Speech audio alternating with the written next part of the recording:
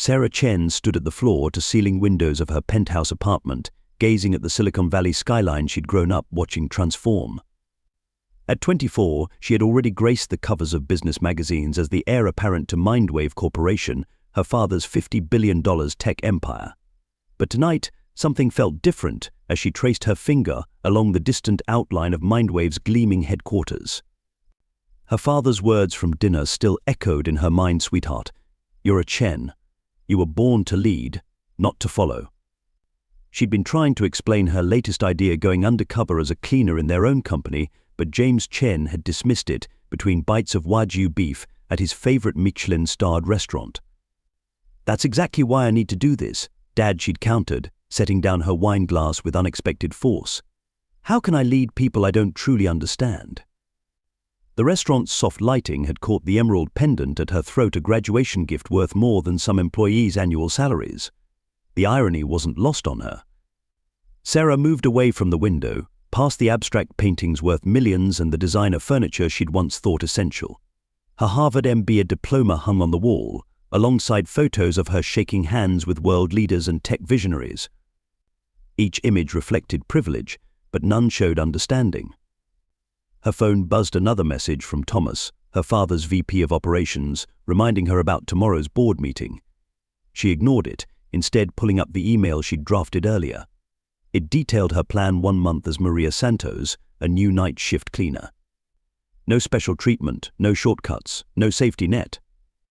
"Your mother would be proud of your compassion," her father had finally said, his expression softening as he mentioned his late wife. "But she'd also want you to be practical.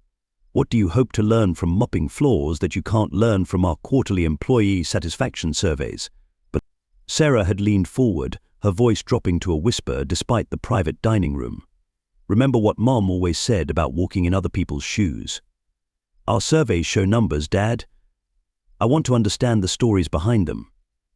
The next morning, Sarah strode through MindWave's main lobby, nodding to the security guard who'd known her since childhood. The building rose 40 stories into the California sky, a testament to innovation and progress. Employees rushed past with their badges and laptops, some heading to the in-house coffee shop, others to the gym or one of the many collaboration spaces. Fine, her father had finally conceded last night. 1 month. But if anything goes wrong, if anyone discovers who you are, it ends immediately. He'd paused, studying her with a mixture of concern and pride. "You really are your mother's daughter." But standing in the elevator now, Sarah watched the numbers climb to the executive floor. In 24 hours, she'd be entering through the service entrance instead, wearing a borrowed uniform rather than her tailored suit. She felt a flutter of nervousness and excitement. Tomorrow, Sarah Chen would disappear, and Maria Santos would begin her education in what it truly meant to run a company of 3,000 souls. Sarah stared at her reflection in the small bathroom mirror of Golden State Cleaning Services, barely recognizing herself. Her usually sleek black hair was now dyed a modest brown, colored contacts masked her distinctive green eyes, and carefully applied makeup dulled her high cheekbones and added years to her appearance. The transformation had taken hours, not just the physical changes, but learning to move differently, speak differently, become someone else entirely. Maria. Training starts in 5 minutes, called Rosa, the cleaning company's veteran trainer. Sarah adjusted her ill-fitting uniform one last time, forcing herself to respond to her new name. She'd chosen Maria Santos. Carefully common enough to be forgettable, with a backstory simple enough to maintain a community college student working nights to help support her family. The training room was a stark contrast to MindWave's polished spaces. 12 other new hires sat in folding chairs, most looking exhausted before their first shift even began. Rosa stood before a whiteboard covered in cleaning protocols and safety regulations, her own uniform bearing the wear of countless nights of hard work. "First rule," Rosa announced, her voice carrying the weight of experience: "You are invisible. The client doesn't want to see you, hear you, or know you exist. You come in, you do your job, you leave everything spotless." Questions? Her eyes lingered on Sarah, who quickly looked down at her notepad, conscious of maintaining her cover. The next 4 hours were a crash course in industrial cleaning. Sarah's manicured hands, now bare of their usual rings, learned to operate floor buffers and mix cleaning solutions. Her back ached from practicing proper mopping techniques, and her knees protested as she scrubbed test bathroom tiles. Every movement had to be efficient, every product measured precisely. "You're holding that mop like it's going to bite you," Rosa observed, demonstrating the correct technique again. "Relax your shoulders." "This isn't rocket science." "But it is a science," Sarah nodded, adjusting her grip, acutely aware that her inexperience could give her away. Finally, it was time for their first shift. The group arrived at MindWave's service entrance just as dusk settled over Silicon Valley. Sarah's heart pounded as she approached the security desk she'd passed countless times before. Tonight, however, Officer Jenkins, who'd watched her grow up, looked straight through her. "New cleaning crew," he grunted, checking their IDs against his list. "Badges are for tonight only. Tomorrow you'll get permanent ones if you make it through training." Sarah accepted her temporary badge, her fingers trembling slightly as she clipped it to her uniform. The basement break room buzzed with activity as the night shift gathered. Sarah observed the easy camaraderie among the veteran cleaners, their conversations mixing Spanish and English as they shared stories about problem areas and difficult employees who worked late.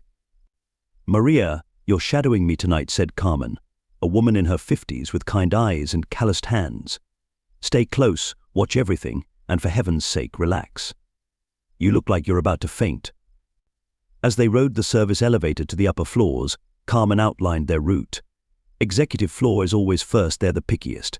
Conference rooms next, then bathrooms, then general offices. Watch out for the guy in 1542, he stays late and gets angry if you make any noise. Sarah nodded, making mental notes not just of the routine, but of how Carmen's voice changed when discussing certain areas and employees. There was a whole invisible social map here, one she'd never known existed, despite spending her entire life in this building. Their first task was emptying executive waste bins. Sarah's breath caught as they entered her father's office, now her own workspace viewed from an entirely different perspective.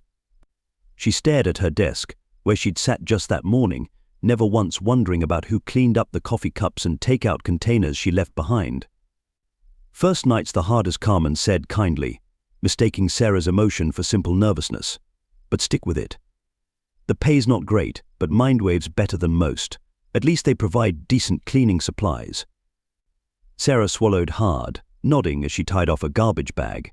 Her designer purse, now stored in a rented locker across town, contained a single day's worth of her usual spending money, more than Carmen would make in a week. The weight of that reality settled over her as they moved through the darkened offices, their shadows playing across walls that held very different meanings, depending on which side of the badge you wore. By her third night, Sarah had developed a rhythm to the work. Though her muscles protested every movement, she pushed her cart through the 15th floor, where the marketing department's deadline frenzy kept cubicles occupied well past 9 p.m. The constant presence of late workers made this floor particularly challenging and enlightening. "Sorry, could you come back later?" called out Mark Stevens, the marketing director whom Sarah had previously known only from quarterly presentations. He barely glanced up from his computer, waving her away from his office with the same hand that held a half-eaten protein bar. Sarah nodded silently, noting how different his demeanor was from the polished executive who'd pitched campaigns to her father's board. "Don't mind him," whispered Lucia, another cleaner who'd taken Sarah under her wing. "He's actually one of the better ones. Leaves thank you notes sometimes, brings in cookies for the break room during holidays." She paused, expertly maneuvering her vacuum around a maze of power cables. "It's the mid-level managers you have to watch out for. They're the ones with something to prove." As if on cue, a sharp voice cut through the quiet hum of the floor. "Who moved my documents? I specifically left them in order." Sarah recognized Jessica Hayes, a project manager known for her ruthless efficiency. She was berating Carmen, who stood quietly with her cleaning supplies. "Ma'am, we're not allowed to touch papers on desks," Carmen replied softly, the same answer she'd given countless times before. "Perhaps someone from the day shift." "Well, somebody moved them," Jessica snapped, rifling through perfectly stacked papers. Just get out." "I'll clean my own office," she shooed Carmen away with a dismissive gesture, then stopped. "And empty the bin while you're leaving. It's overflowing." Sarah felt her face flush with anger, but Carmen just quietly collected the trash and moved on. Later, in the break room, Sarah learned this was a regular occurrence. She does this every few weeks, explained Miguel, a veteran cleaner of 15 years. Always blames us for her own disorganization. But you know what's funny? Every Christmas she writes these long posts on LinkedIn about workplace respect and inclusion. The night shift had its own social hierarchy, Sarah discovered. The cleaners worked in unofficial pairs, sharing routes and covering for each other's breaks. They knew every late worker's habits, every security guard's rounds, every vending machine that could be coaxed into dropping free snacks with a well-timed bump. Around midnight, Sarah encountered a different side of corporate life.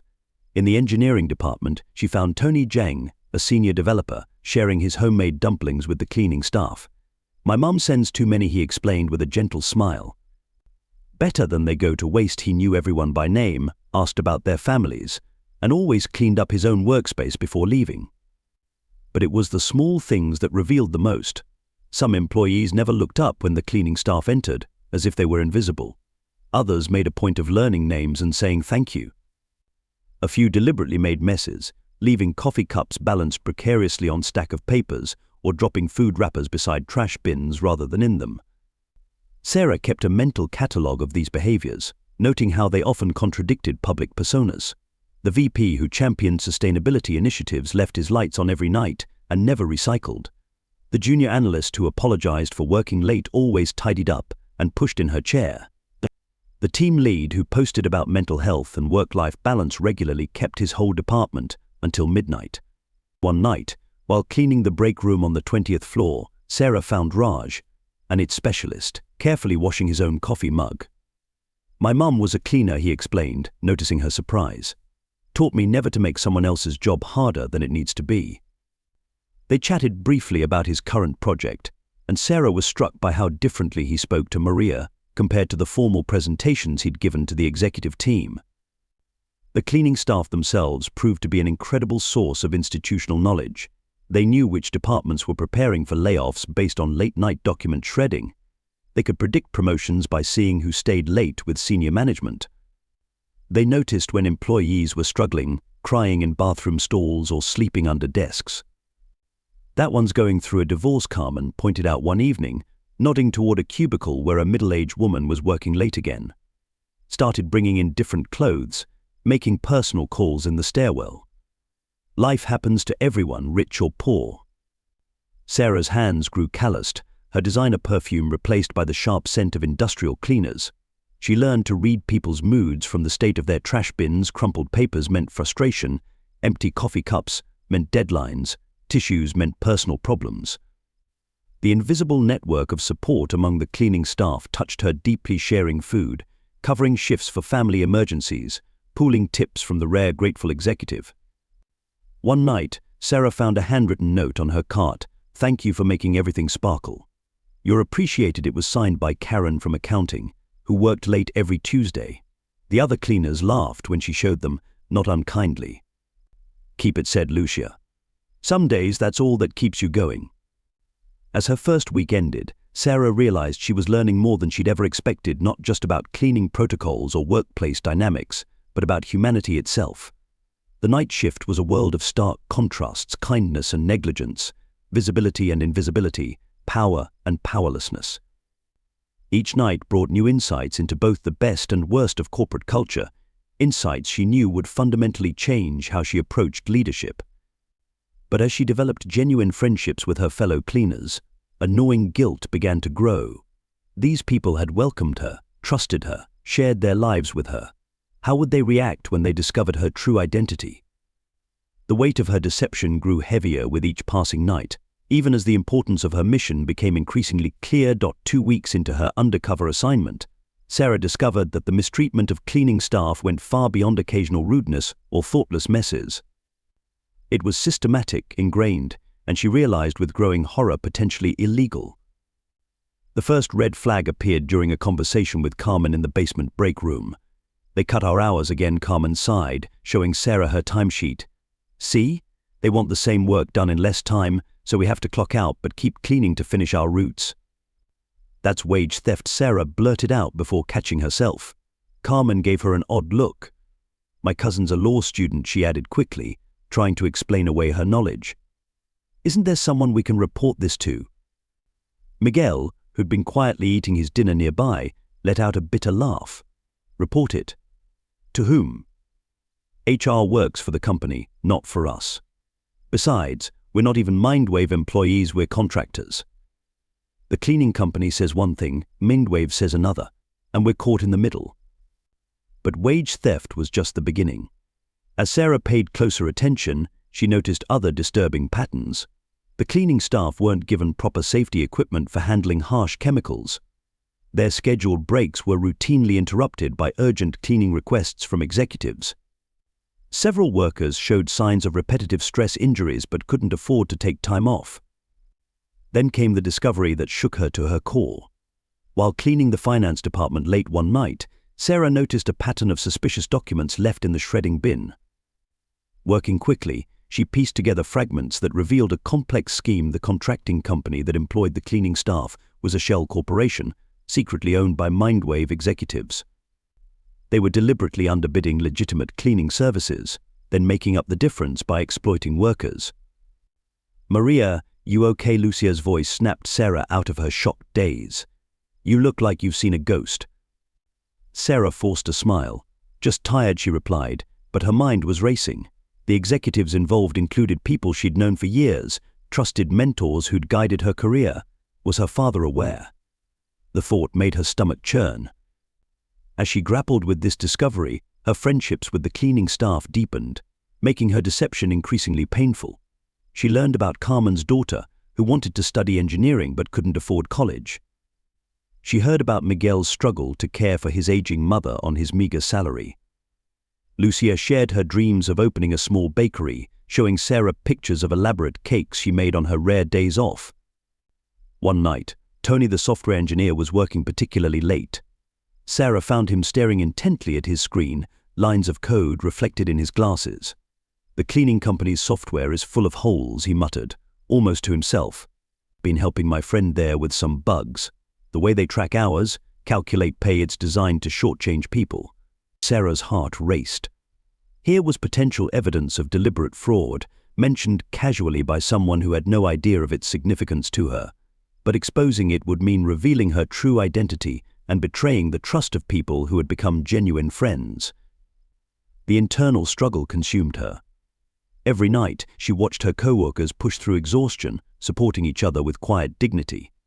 They shared food, covered each other's roots when someone's child was sick, and maintained their humanity in a system designed to treat them as invisible. Meanwhile, she maintained her deception, gathering evidence but unsure how to use it without destroying the relationships she'd built. "You're different," Carmen told her one night as they cleaned the executive floor. "Most new people either quit in the first week or learn to keep their heads down. But you notice things, ask questions. Sometimes you look at this place like you're seeing something the rest of us don't." Sarah's throat tightened. "What do you mean?" "Like yesterday, when you knew exactly where to find that financial report Jessica Hayes was screaming about. Or how you always seem to know which executives will work late before they do." Carmen smiled kindly. "Don't worry, your secret's safe with me." Sarah froze. "My secret? That you're educated. Probably had a better job before, maybe lost it in the tech layoffs. Many of us have stories like that." "No shame in it," Carmen patted her shoulder. "Just be careful with those questions. Some people don't like cleaners who notice too much." The irony of Carmen's misinterpretation would have been funny if it hadn't been so painful. Sarah mumbled something non-committal and hurried to her next task, her mind spinning. She had enough evidence now to expose the fraud, protect the workers, and implement real changes. But doing so would mean admitting she'd lied to people who had shown her nothing but kindness and trust. That night, as she drove home to her luxury apartment, still wearing her cleaner's uniform, Sarah finally broke down crying. The divide between her two worlds had never felt wider. In one world, she was Sarah Chen, heir to a tech empire, Harvard MBA, future CEO. In the other, she was Maria Santos, night shift cleaner, friend and confidante to people who were being systematically exploited by her own company. Tomorrow, she would have to choose. The board was meeting to review contractor relationships, including the cleaning company contract. She could present her evidence, expose the fraud, and protect the workers, but at what personal cost? The people she'd grown to care about would feel betrayed, their trust violated. They might even face retaliation, despite her best efforts to protect them. As she pulled into her parking garage, Sarah realized that this wasn't just about cleaning contracts or wage theft anymore. It was about what kind of leader and what kind of person she wanted to be. The breaking point came during a late-night confrontation on the 32nd floor. Jessica Hayes, the notorious project manager, was berating Lucia over a supposedly misplaced document while Sarah cleaned nearby. But this time, something was different. Sarah spotted the document in question deliberately hidden under other papers on Jessica's desk. Actually, Sarah spoke up, abandoning her usual silence. "That report is right there," she pointed to the desk, her voice steady despite her racing heart. "You placed it there yourself about an hour ago." Jessica turned, startled by the cleaner's intervention. "Excuse me, how dare you?" "I dare because I've been watching," Sarah continued, her weeks of frustration boiling over. "I've watched you blame cleaning staff for your own disorganization. I've documented every time you've made them stay late without pay, every time you've created unnecessary work, every time you've treated them like they're invisible." The confrontation drew attention.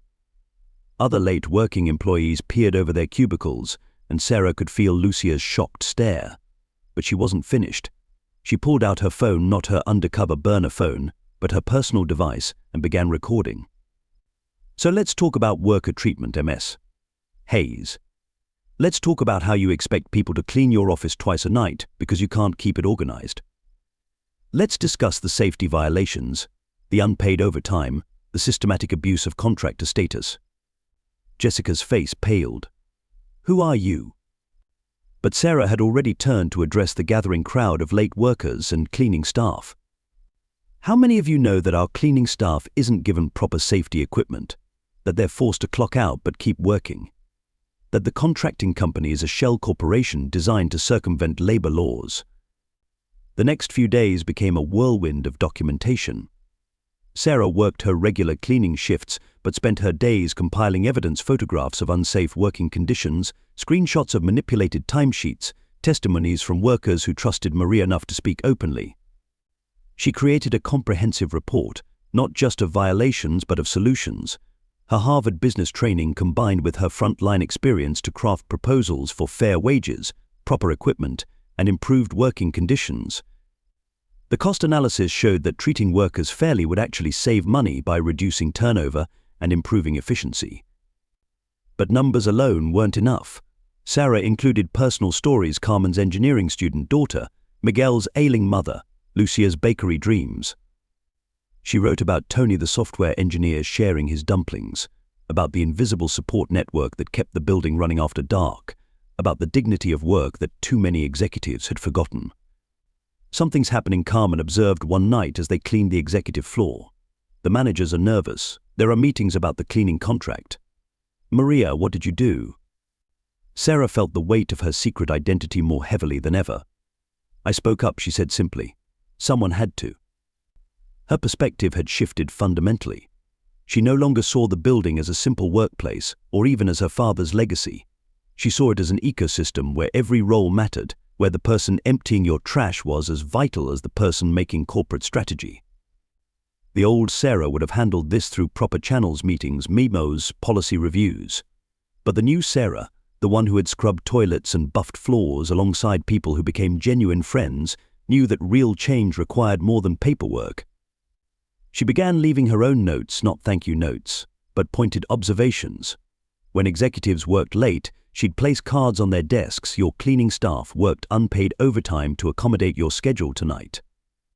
In break rooms, "The people who keep this space clean can't afford to eat at the company cafe." The whispers grew louder.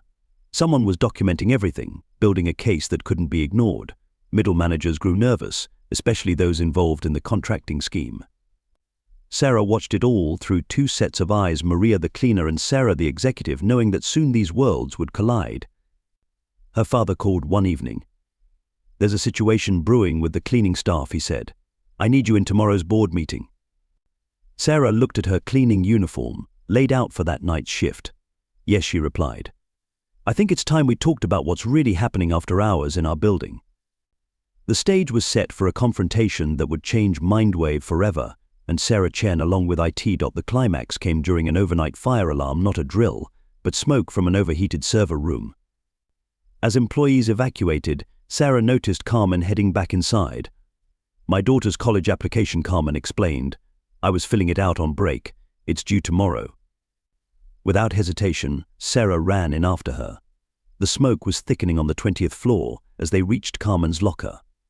That's when they heard the cry for help. Jessica Hayes, who'd fallen in the dark, her ankle twisted. Sarah knew the building's safety protocols by heart. As Sarah Chen, she'd helped write them. As Maria Santos, she was breaking them, but there was no time for dual identities now. She took charge, guiding both women to a secure fire exit using executive access codes that Maria shouldn't have known. Big D, and Hughes, Obioshint, Bay, Word. Once safe, Jessica stared at her. "How did you know those codes?" The evacuation had drawn crowds, including board members arriving early for their morning meeting. Sarah saw her father among them, his eyes widening as he recognized her despite the uniform and dyed hair. It was time. "I know those codes," Sarah announced, loud enough for everyone to hear, "because I helped implement them. My name isn't Maria Santos. I'm Sarah Chen." The shocked silence was deafening. Carmen stepped back, hurt and betrayal crossing her face. "All this time?" "Yes, all this time I've been working as a cleaner," Sarah continued, removing her cap and contact lenses. "And what I've learned demands immediate action." She turned to face the gathering crowd of executives and workers. "Our cleaning staff risked their lives tonight because we've created a system that forces them to choose between safety and survival." Sarah, her father, began, but she pressed on. "The cleaning company is a shell corporation, owned by members of our own management team." Gasps arose as she named names. "They're denying workers basic rights, safety equipment, and fair wages while pocketing the difference." Jessica Hayes tried to interrupt, but Sarah silenced her with a look. "MS. Hayes, would you like to explain why you're working so late? Perhaps it's related to falsifying contractor timesheets." The crowd grew larger as early shift workers arrived. Sarah saw Lucia, Miguel, and other cleaning staff watching with a mixture of shock and dawning hope. "I've documented everything," Sarah declared. "The wage theft, the safety violations, the fraudulent contracting scheme. But more importantly, I've experienced it. I've worked alongside people who keep this company running while being treated as invisible." She turned to Carmen, her voice softening. "I'm sorry for deceiving you. You taught me more about leadership in 3 weeks than my MBA taught me in 2 years. Your daughter deserves to study engineering, and MindWave should be funding scholarships, not exploiting her mother." James Chen stepped forward, his expression unreadable. "The board meeting begins in 15 minutes. Sarah, you should clean yourself up first." "No," she replied firmly. "I'll attend like this. In fact, the entire cleaning staff should be there. This meeting concerns their lives." The next few minutes were chaos. Security didn't know whether to treat her as an executive or an intruder. Carmen and Lucia stood apart, processing their friend's true identity. Middle managers involved in the scheme tried to slip away but found their access cards deactivated. Sarah had planned ahead. As they moved toward the boardroom, Sarah felt a hand on her arm. It was Tony, the dumpling-sharing engineer. "I knew something was different about you," he said quietly. "But this is extraordinary." Mr. Chen called out Carmen suddenly. Everyone turned. "Your daughter learned our names. When was the last time you did?" James Chen looked at his daughter, still in her cleaner's uniform, standing with the 3E workers rather than the executives.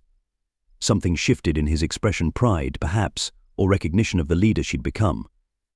"The board meeting will begin with testimony from our cleaning staff," he announced. "All of them. And Sarah, keep the uniform on. It suits you." As they filed into the boardroom, executives, middle managers, and cleaning staff together, Sarah caught her reflection in the window. She saw neither Sarah Chen nor Maria Santos, but someone new, a leader who had finally learned to truly see people. The real work was just beginning. The changes at MindWave Corporation began immediately after the dramatic board meeting. Sarah stood beside her father as he announced the termination of the fraudulent cleaning contract and the creation of a new in-house facilities department, with all cleaning staff offered direct employment with full benefits. But it was the smaller changes that truly transformed the corporate culture. The executive floor's separate break room was converted into a communal space where Carmen now helped her daughter study engineering while sharing coffee with senior developers. Lucia's baking hobby turned into a side business as she supplied the company cafe with pastries, her dream becoming reality through a small business initiative Sarah created. "I'm still angry that you lied to us," Carmen told Sarah one afternoon, weeks after the revelation. They sat in the new employee gathering area that had replaced the basement break room. "But I understand why you did it. Just don't ever pretend the friendship wasn't real." "Every part of that friendship was real," Sarah responded, helping Carmen proofread her daughter's scholarship application, the first recipient of MindWave's new Educational Achievement Fund. "Maria Santos taught me more than Sarah Chen ever knew." The company instituted a walk in their shoes program, requiring all management to spend time working alongside staff from different departments. Tony's dumpling sharing inspired a weekly cultural exchange lunch where employees at all levels shared food and stories. Jessica Hayes, after a formal reprimand, surprisingly became one of the strongest advocates for worker rights, perhaps because she finally understood the impact of her actions. Miguel's mother received care through the new family support program, while his expertise in building operations earned him a promotion to facilities manager. The invisible support network that Sarah had discovered became a formal mentorship initiative, connecting employees across all levels of the company. Security badges were redesigned without hierarchy, indicating colors. The night shift received the same quality meals as daytime staff. Cleaning supplies were upgraded, and proper safety equipment became mandatory. But most importantly, people began to really see each other. "You know what the biggest change is?" Lucia observed one day, restocking her popular tres leches cake in the cafe. "It's not the benefits or the pay, though those are wonderful. It's that people look us in the eye now. They know our names." Sarah implemented an open-door policy that actually meant something because she'd experienced firsthand the barriers between management and staff. She kept her cleaning uniform hung prominently in her office, not as a trophy, but as a reminder of the lessons she'd learned. The final piece of reconciliation came during the company's annual celebration. Instead of a formal gala, it was held in the building after hours, with all shifts able to attend. As Sarah watched Carmen's daughter demonstrating her coding project to the CTO, while Miguel taught executives the proper way to maintain the building's systems, she realized that MindWave had become what it always should have been: not a hierarchy, but a community. "Your mother would be proud," her father said quietly, standing beside her. "Not of the deception, perhaps, but of the truth you uncovered and the changes you made." Sarah smiled, watching Lucia teach a board member how to properly frost a cupcake. "We're not just a better company now," she replied. "We're better people." In her new role as Executive Vice President of Employee Relations and Corporate Culture, Sarah Chen maintained an unusual tradition. Once a month, she worked a full night shift alongside the cleaning staff. Not as a disguised executive, but as herself, sleeves rolled up, doing the essential work that kept MindWave running. The company's transformation became a case study in corporate culture reform. Employee turnover dropped by 60%, productivity increased, and MindWave was recognized as one of the best places to work in Silicon Valley. But the real metrics of success were in the daily interactions: executives learning maintenance staff's names, engineers and cleaners sharing lunch breaks, barriers dissolving between departments, and pay grades. "Every job has dignity," Sarah often said in corporate speeches. Because every job is done by a person worthy of respect, the words carried weight, because everyone knew she'd lived them. The Idaho badge on her designer suit still identified her as both Sarah Chen, EVP, and night shift team member. On her father's retirement, as Sarah prepared to take the CEO position, a reporter asked what her undercover experience had taught her about business. She smiled, thinking of Carmen's daughter, who was now a junior engineer at MindWave, of Lucia's thriving bakery business, of Miguel's leadership of the facilities department. "I learned that a company's true worth isn't measured by its stock price," she replied, "but by how it treats the people who empty its trash bins. In the end, we're all just people doing our best to build something meaningful together."